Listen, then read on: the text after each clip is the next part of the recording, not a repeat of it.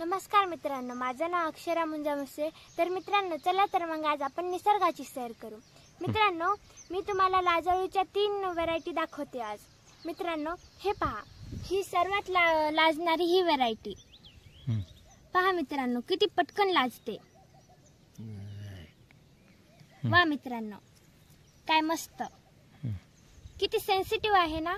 मित्रांनो, मला वाटायचं याला कसं लावावं, याला उपटा येत नाही, कारण की याचे जे मूळ असतात ते खूप खोल गेलेले असतात।